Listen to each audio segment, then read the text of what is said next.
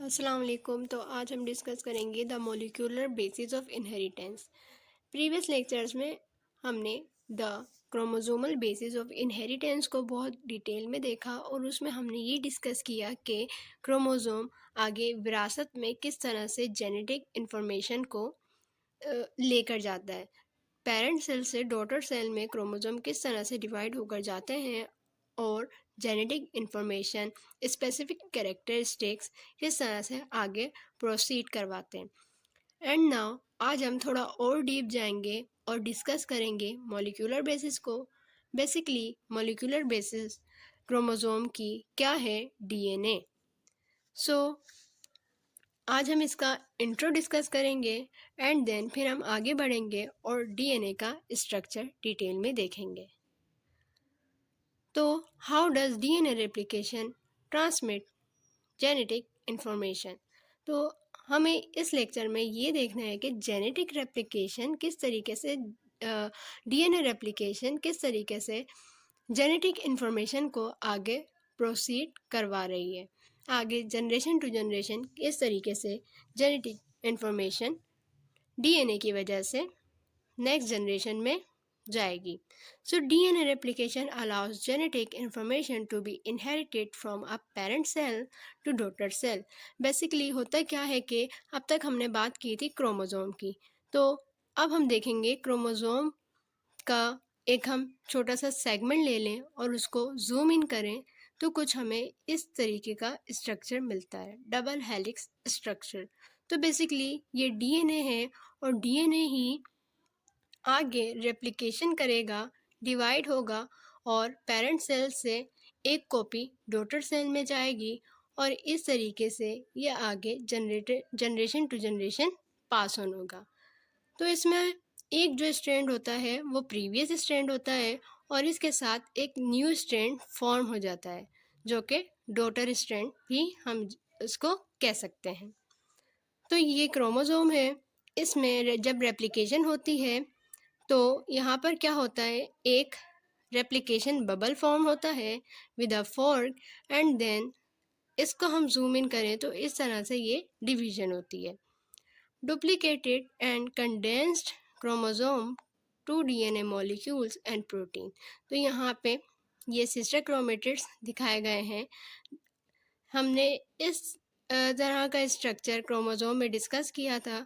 तो बेसिकली इसमें क्या हुआ कि ये जो हमारा पेरेंट क्रोमोसोम था इसी से एक और कॉपी बन गई और इसको हम जूम इन करें तो इसमें क्या हुआ है, एक ओल्डर सेगमेंट है हमारे पास डीएनए का और उसी के साथ एक न्यू कॉपी अटैच है जो कि वही इंफॉर्मेशन रखती है जो पुराने सेगमेंट में, पुराने डीएनए में प्रेजेंट था।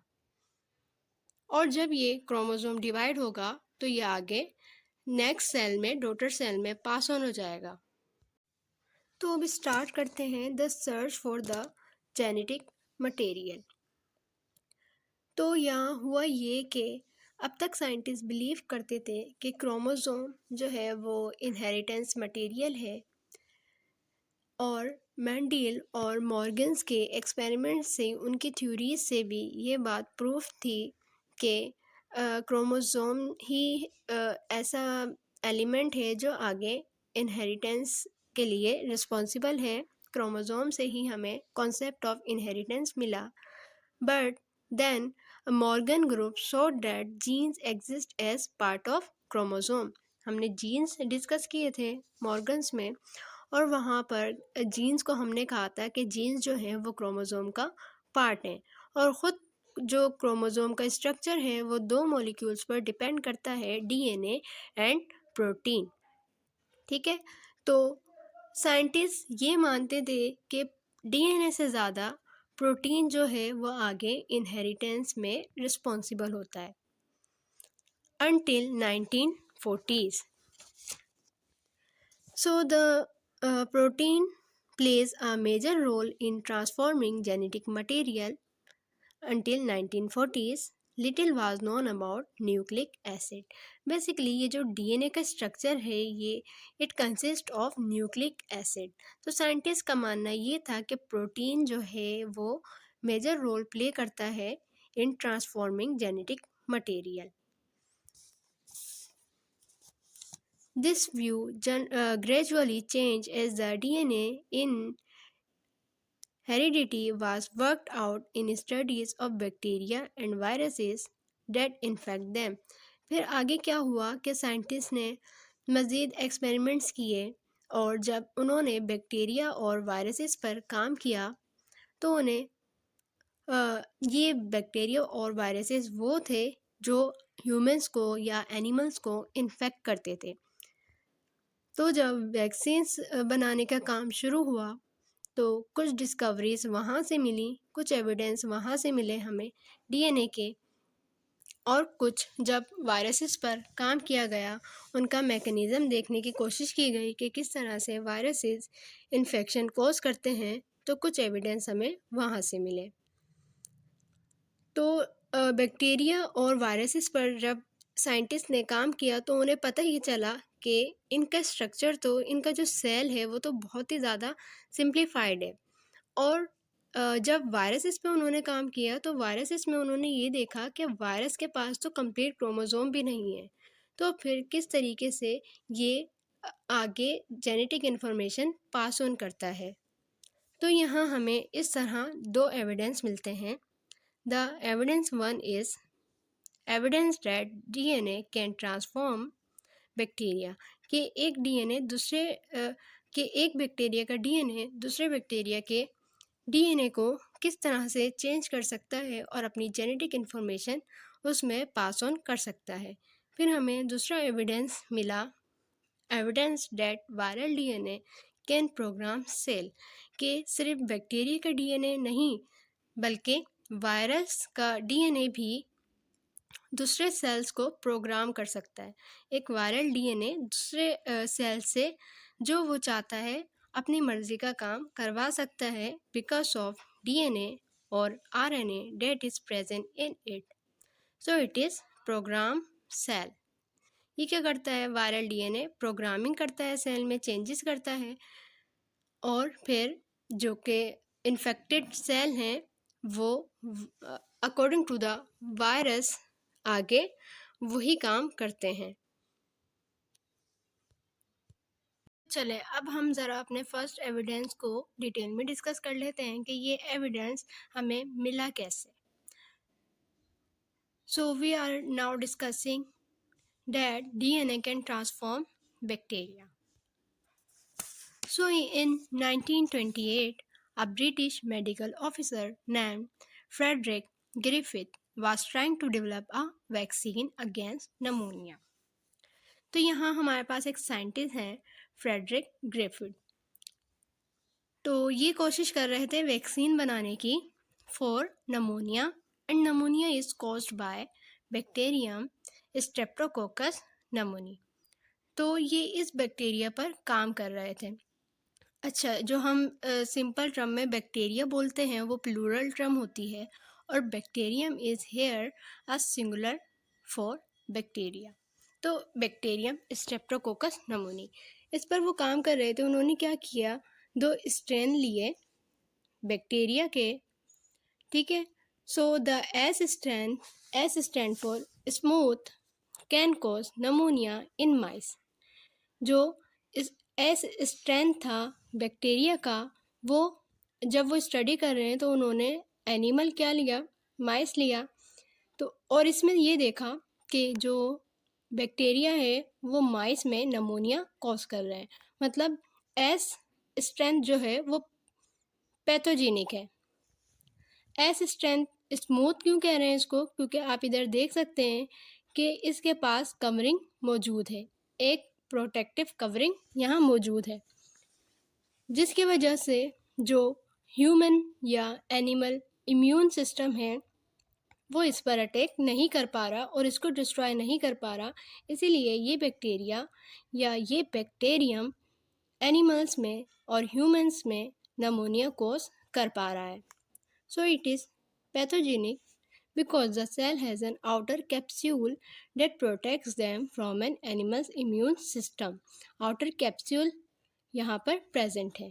Cells of the R rough strand, जो दूसरा strength है वो है R strength, R for rough। तो यहाँ क्या होगा, a capsule strain lack a capsule that are non pathogenic. यहाँ पर ये कैप्सूल प्रेजेंट नहीं है। अब जब ये एनिमल में जाएगा या एडमिनिस्टर किया जाएगा बाय द साइंटिस्ट, तो इम्यून सिस्टम इसको डिस्ट्रॉय कर देगा। आर नॉन पैथोजेनिक, और इस तरह से ये नॉन पैथोजेनिक रहेगा, मतलब ये एनिमल्स में कोई डिजीज कोज नहीं करेगा। To test for the trait of pathogenicity, Griffith injected mice with the two strand। तो यहाँ क्या किया, ग्रिफिथ ने कुछ माइस के ग्रुप्स में एस स्ट्रेंथ एडमिनिस्टर करवाया, कुछ ग्रुप्स में आर स्ट्रेंथ एडमिनिस्टर करवाया, कुछ ग्रुप्स में साइंटिस्ट ने क्या किया कि heated killed S cell administer करवाया। हीटेड किल्ड मतलब कि बैक्टीरिया को हीट किया गया तो बैक्टीरिया डिस्ट्रॉय हो गया, एंड देन अब वो क्या हो गया, नॉन पैथोजेनिक हो गया। जो पहले बैक्टीरिया पैथोजेनिक था, अब उसे जब हीट किया गया तो वो नॉन पैथोजेनिक हो गया।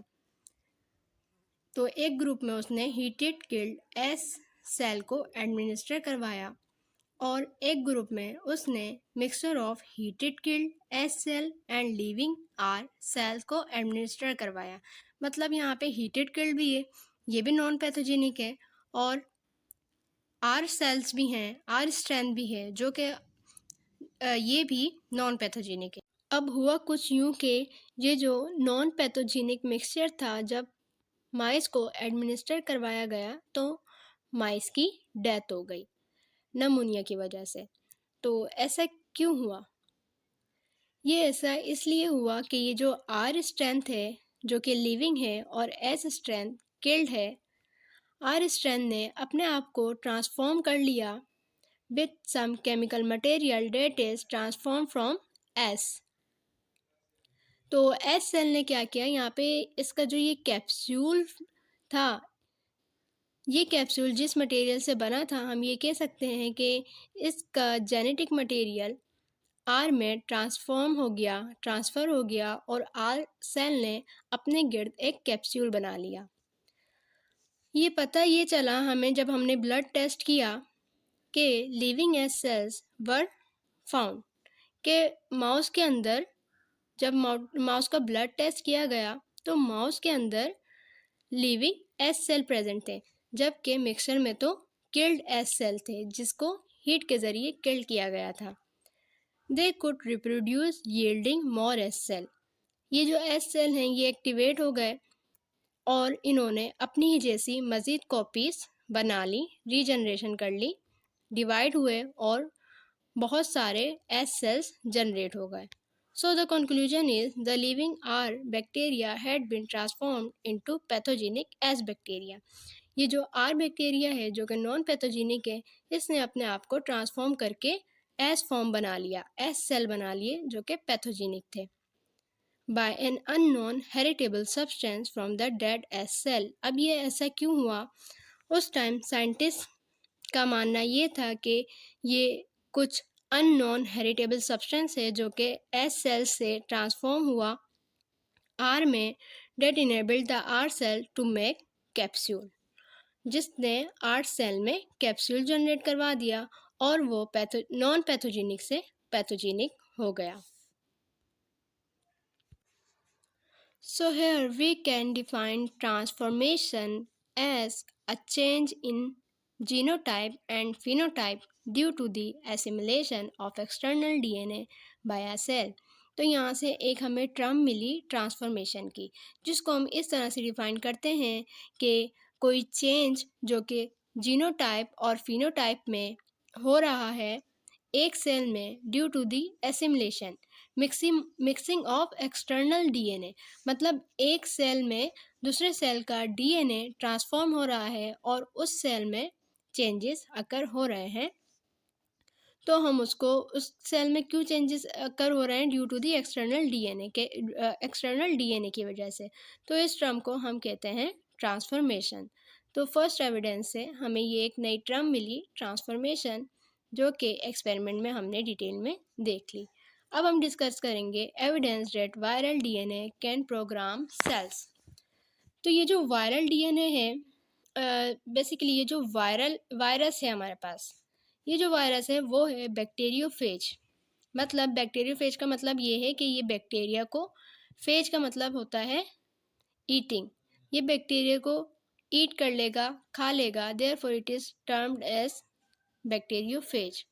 मतलब क्या हुआ कि वो खा रहा है, इसका मतलब ये कि वो इन्फेक्ट कर रहा है बैक्टीरियल सेल्स को। तो यहाँ आप देख सकते हैं वायरस का स्ट्रक्चर कुछ इस तरह से होता है। ये फेज का हेड है और हेड में ही डीएनए प्रेजेंट होता है, और ये वायरल फेज या बैक्टीरियोफेज की टेल है जो कि शीट इसमें प्रेजेंट है। Then it has tail fibre. Genetic material transfer होगा बैक्टीरियल सेल में। Genetic material here is DNA. होगा क्या कि ये जो वायरस की पूरी बॉडी है ये सेल के, बैक्टीरियल सेल के बाहर ही रह जाती है, और वायरस अपना डीएनए बैक्टीरिया में इंजेक्ट कर देता है। So the additional evidence that DNA was a genetic material came from studies of viruses that infect bacteria. तो ये जो सेकेंड एविडेंस है, एडिशनल एविडेंस है, हमें वायरस पर स्टडी करने से मिला जो कि बैक्टीरिया को इन्फेक्ट करता था। These viruses are called bacteriophages, meaning bacteria eaters. Bacteriophages मतलब बैक्टीरिया को ईट करने वाले, और फेजेस फॉर शॉर्ट टर्म में हम सिर्फ फेजेस भी इनको कह सकते हैं। Viruses are much simpler than cells. Virus का जो स्ट्रक्चर है ये सेल से भी ज़्यादा सिंपल है। A virus is little more than DNA. Virus में सिर्फ डीएनए नहीं है, डीएनए से वायरस कुछ ज़्यादा है, और sometimes RNA enclose by a protective coat. जैसे कि मैंने पहले बात की कि ये जो वायरस का स्ट्रक्चर है इसमें डीएनए प्रेजेंट है और वो प्रोटेक्ट हुआ है एक कोटिंग से जो कि यहाँ हेड पे प्रेजेंट होती है, which is often simply protein, जो कि बेसिकली प्रोटीन की, ज़्यादातर हम देखते हैं कि प्रोटीन की बनी होती है। To produce more viruses, a virus must infect a cell and take over the cell's metabolic machinery. अब ये क्या करता है, ये अपना डीएनए बैक्टीरिया सेल में इंजेक्ट करेगा और बैक्टीरिया सेल में प्रोग्रामिंग शुरू हो जाएगी। बैक्टीरियल सेल डिवाइड होके अपने सेल बनाने के, अपने ही जैसे सेल बनाने के बजाय, मतलब बैक्टीरियल डिवीजन करने के बजाय अब क्या करेगा, अपने ही अंदर वायरस की बहुत सारी कॉपीज़ जनरेट कर लेगा, और सिर्फ डीएनए ही नहीं बनाएगा वायरस का, बल्कि इसका ओवरऑल ये जो हमें स्ट्रक्चर, ये जो हमें ढांचा नज़र आ रहा है, ये भी बैक्टीरिया के अंदर जनरेट हो जाएगा, और बहुत सारी कॉपीज़ वायरस की बैक्टीरियल सेल में जनरेट होंगी, बजाय इसके कि बैक्टीरिया अपने ही सेल बनाए। तो वायरस ने क्या किया, प्रोग्रामिंग कर दी बैक्टीरियल सेल में। तो हमें यहाँ से ये एविडेंस मिला कि डीएनए कैन प्रोग्राम सेल्स। सो यहाँ तक हमने अब तक the search for the genetic material को डिस्कस कर लिया, और इसमें एविडेंस देख लिए कि किस तरह डीएनए जो है वो एज अ जेनेटिक मटेरियल काम कर रहा है। और ये जो मैंने एक्स्ट्रा इन्फॉर्मेशन दी ये मैंने कैंपल से कंपाइल की है। So for better understanding you can check Campbell chapter 16 that is the molecular basis of inheritance. अब हम नेक्स्ट वीडियो में डीएनए का स्ट्रक्चर डिस्कस करेंगे।